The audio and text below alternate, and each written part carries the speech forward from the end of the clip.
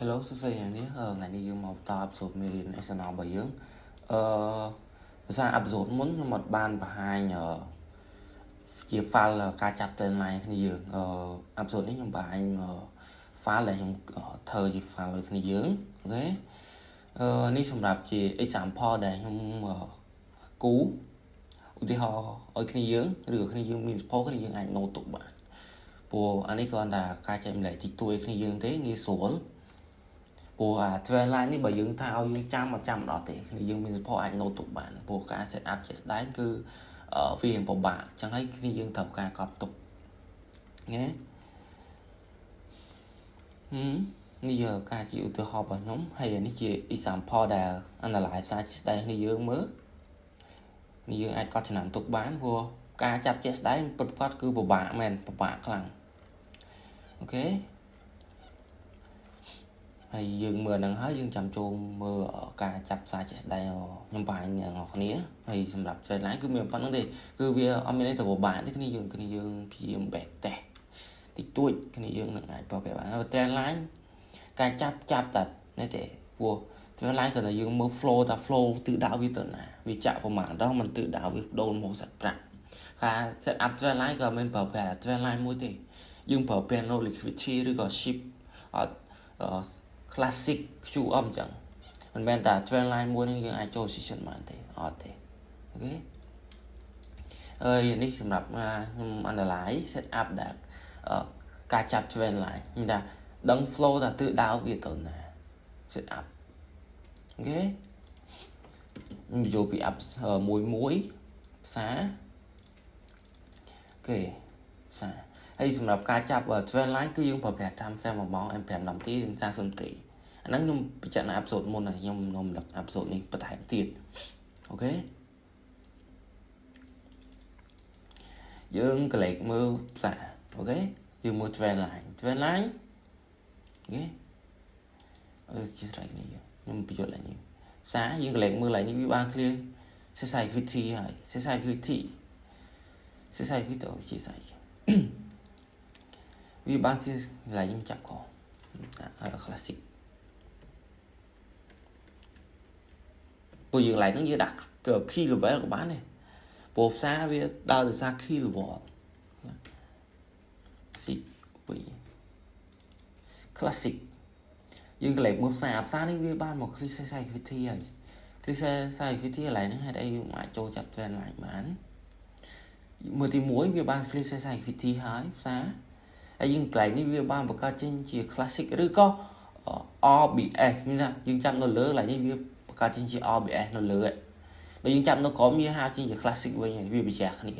វាអត់ដូចគ្នាទេវាប្រឆាំងគ្នាវិញ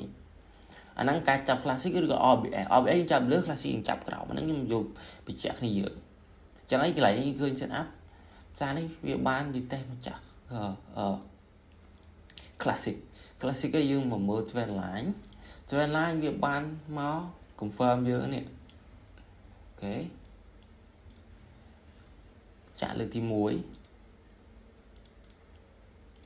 ចាក់លើកទី2ខ្ញុំបញ្ជាក់គ្នាយើងការចាប់ trend line អត់អាចត្រូវ 100% បានទេមានថាយើងគ្រាន់តែមើល flow វាទេហើយអាក្រោមនេះយើងក្លែកមើល set up ទៅមានថាគឺបែបហ្នឹងមានថាការចាប់ trend line វាអត់ត្រូវ 100%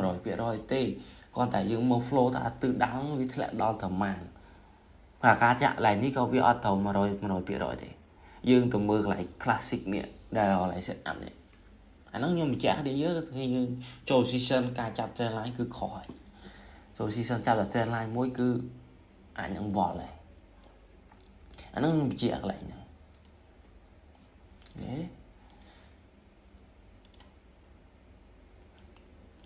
ខ្ញុំយកមួយចាក់លើកទី1លើកទី2អូខេហើយសម្រាប់ trend line នេះយើងមកចាប់ពីរដូចខ្ញុំក៏បានដែរចាប់តែមួយក៏បានដែរប៉ុន្តែខ្ញុំចាប់អស់កន្លែងចាប់ឲ្យវាមើលទៅ clean អូខេចាក់លើកទី1លើកទី2ជាងលើកទី3ជាងលើកទី4ជាងលើកទី5 confirm bàiឡើងយកដែរ ok អាហ្នឹងគឺបែបហ្នឹងចាក់លើកទី5កន្លែងយើង set up ចូលហើយក្នុង model set up វាមានអីខ្លះអូខេវាមាន BMS វាបាន break ធ្លាក់មក confirm clear sensitivity break ឡើងទៅវិញបាយ sensitivity យើងក្លេកមើលវាមិនតាន់ clear មកសាច់ប្រាក់ទេអានេះបោះ OTE តាផ្សារវា break ឡើងដល់តម្លៃណាហើយយក TP ត្រឹម 4.5 អូខេហើយយើងមើលកន្លែង set up នេះមួយទៀតខ្ញុំយល់អូខេផ្សារនេះវាបានបង្កើតជា ship minus ship វាទៅ clear ship ហ្នឹងវា break ធ្លាក់មកវិញតែខ្ញុំយល់ episode មុនដូចគ្នាអូខេខ្ញុំយល់ episode មុនដូចគ្នា episode មុនបានយល់ឲ្យ ship អូខេ ship វាបាន break ចាក់ ship វា break ធ្លាក់មកវាមក clear endorsement វាកន្លែងនេះយើងអាចចាប់បាននិយាយ classic បានប៉ុន្តែខ្ញុំ SL ខ្ញុំក៏លេចឃើញកន្លែងនេះវាបង្កើតជាកតុយ week way កន្លែងនេះខ្ញុំចាប់ POI episode ក្រោយខ្ញុំនឹង POI គ្នាយើងកាន់តែច្បាស់ PI វាមកចាក់ trend line ខ្ញុំចាប់បែបម៉េច trend line ទៅទី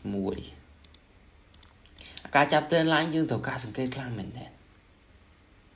លើកទី2 ទី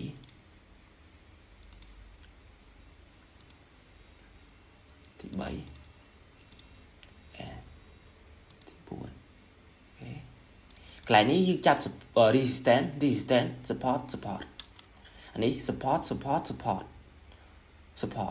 អានេះ support resistance គឺយើងចាប់លើ support គឺចាប់ក្រោមនេះ confirm 5នេះគ្នា5 break ឡើងផ្សារយើងចាប់តែ3ក៏បាន confirm ទិញក៏បានចាប់5 confirm ទិញឡើងទៅវិញក៏បានដូចគ្នាយើងចាប់តែ3ក៏បានចាប់5ដូចខ្ញុំក៏បានដែរអាហ្នឹងសម្រាប់ position ហើយវាបានមកចាប់ PY clear clear liquidity sweep clear មកសាច់ប្រាក់ឲ្យស្អាតអូខេ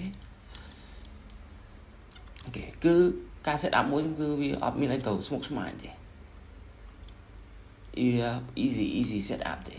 អូខេហើយការចាប់ trend line ត្រូវការសង្កេតគ្នាយើងព្យាយាមសង្កេតព្យាយាម bet ទេទៅគ្នាយើងអាចចេះបានហើយសម្រាប់ episode Made in SNR ការចាប់ trend line របស់យើងគឺមានប៉ុណ្្នឹងទេអូខេហើយមានចម្ងល់មេរៀនគ្នាយើងអាច comment នៅក្រោមវីដេអូខ្ញុំបានអូខេ